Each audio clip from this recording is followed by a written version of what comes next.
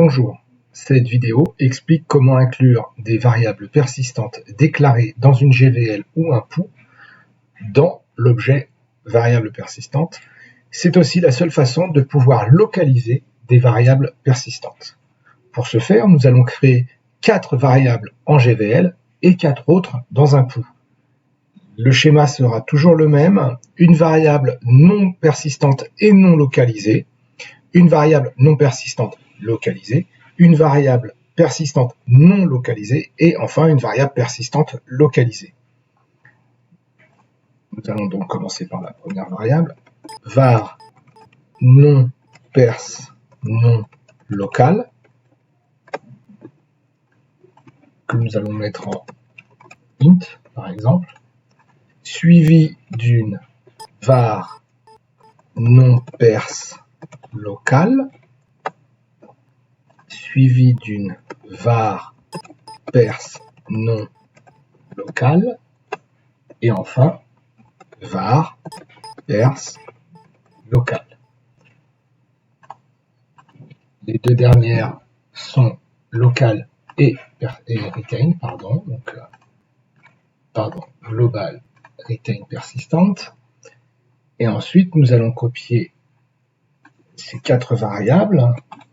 Copier.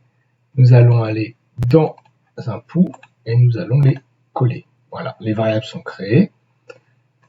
Et donc ici, nous allons faire gvl.var non pers non local. On va copier tout ça. On va juste écrire un tout petit peu de code. En fait, on va recoller, on va incrémenter la valeur à chaque fois. Juste pour faire un appel dans chaque variable. Hop là, pardon. Entrée. Copier. Coller. Copier. Coller. On va recopier tout ça. On va coller ici. Ici, nous allons enlever toutes les GVL. Bon. Tous les appels GVL. Là. Ici, nous allons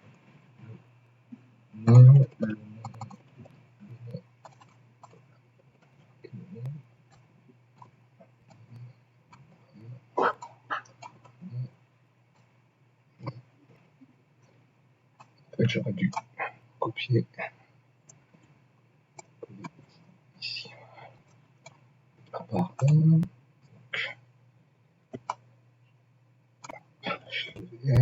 Ici, on enlève ça, on compile pour vérifier que cela marche.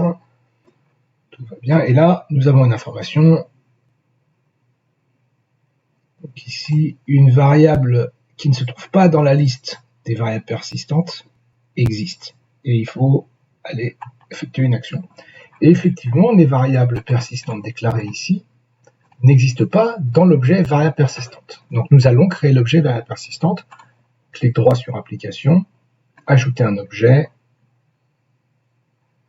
variable persistante. Vous donnez le nom que vous voulez ici, ajouter. Et là, vous faites un clic droit et vous faites ajouter tous les chemins d'instance. L'application pas actuelle, veuillez d'abord compiler. Donc nous allons recompiler. Clic droit, ajouter tous les chemins. Et là, automatiquement, toutes les variables existantes étant déclarées comme persistantes dans le projet sont automatiquement mises dans persistent vars dans le contrôleur. Voilà, c'est terminé.